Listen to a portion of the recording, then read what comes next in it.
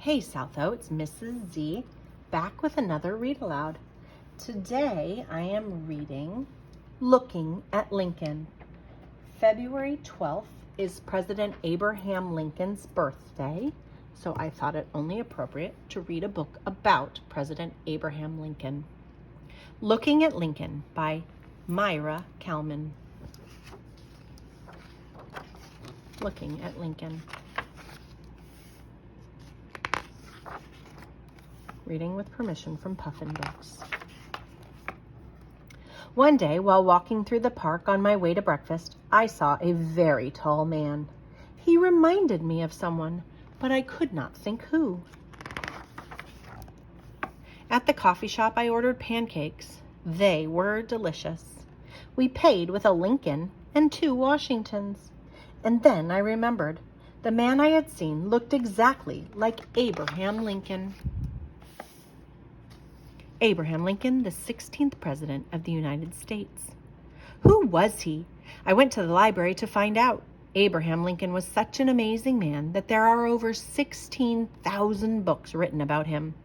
I wanted to read them all, but I got lost in photos of his unusual face. I stared at one. I could look at him forever. He was born in a small log cabin in Kentucky on February 12, 1809. The family was poor.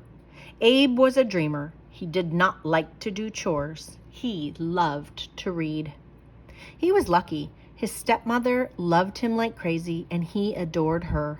She looked so stern, but she let him dream and read as much as he wanted. He went to school for only 1 year, but he was curious and taught himself many things. They had hardly any supplies, and of course no electricity. Abraham spent many hours reading by the fire's glow. One day he was kicked in the head by a mule. He slept for 2 days. Then he woke up and grew up and decided to be a lawyer. He did love to argue. He lived in Springfield, Illinois, and got a reputation as a smart and honest man. They called him Honest Abe. He had a family that loved him very much. His wife, Mary, who was very short, and 4 sons. They laughed and had lots of friends and even ran around a little wild. I wonder if Mary and Abraham had nicknames for each other. Did she call him Linky? Did he call her Little Plumpy? Maybe. Abe worked hard and became interested in the government. He decided he would run for president. And on March 4th, 1861, he was inaugurated President of the United States. On the day he was elected, I bet Mary made his favorite vanilla cake. Maybe he forgot to eat his slice. He was often too busy thinking to eat. Lincoln wore a very tall hat. With his hat on, he was 7 feet tall. He wrote many notes and stuffed them inside his hat. What was he thinking about? He was thinking about democracy, the Declaration of Independence, and the Constitution created by the founders of this country. He was thinking about freedom and doing good for mankind. And maybe he was also thinking about getting a birthday present for his little son. Maybe a whistle or pickup sticks. What did he love? He loved his dog Fido. I think Fido was cross-eyed. He loved apples, Cox's orange pippins, white pippins, wine snap, Benoni. He always had an apple on his desk. He loved music. He loved Mozart, especially his opera, The Magic Flute. But mostly he loved people. His family, of course, but all people, and he wanted them to live well. He loved justice and truth. The country was in trouble and headed for a war. After hundreds of years of slavery, people were saying enough. There were courageous people who fought for liberty, like Sojourner Truth and Frederick Douglass, who had been a slave until he ran away to the North. Both of them met with Lincoln and spoke of the plight of the slaves.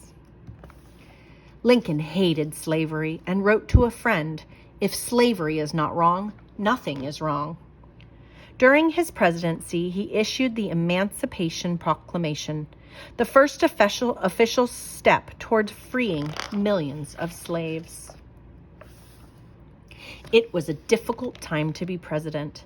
The Southern states, the Confederacy, wanted their own country where slavery was allowed.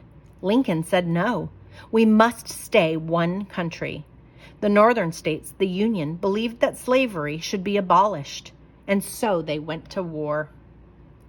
In a museum, I saw the uniform of one of the first soldiers killed in the Civil War. Here is a bullet hole at the point of his heart. There were 14 brass buttons on the front of his tunic. One was shot away. 13 brass buttons remain. The soldier's name was Elmer Ephraim Ellsworth. Terrible things happen in a war. The Civil War ground on. Lincoln went to Gettysburg, Pennsylvania, the site of a big battle. Thousands of soldiers were buried there, many with just a number on their grave. On that sad land, Lincoln gave one of history's greatest speeches, the Gettysburg Address. It was short, only 272 words, ending with, "Government of the people, by the people, for the people, shall not perish from the earth." The war finally ended in 1865. Almost 1 million people had been killed or wounded. The North had won. The people had suffered greatly, but now it was time to rejoice and start to rebuild the country with Lincoln leading the way. But it was not to be. After the agony of the war, Lincoln wanted to lighten the mood. He took his wife to see a funny play. During the play, he was shot, murdered by a wretched man who did not want slavery to end. Lincoln had been rocking in this chair. People carried him across the street to the home of a friend. He died the next morning, April 15th, 1865. He was 56 years old.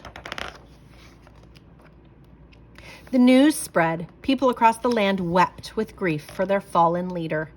But a great man is never really gone. Abraham Lincoln will live forever. And if you go to Washington, D.C. in the spring, you can walk through the cherry blossoms and visit him. At his memorial, you can read the words he wrote near the end of the war. With malice toward none, with charity for all. And you can look into his beautiful eyes. Just look.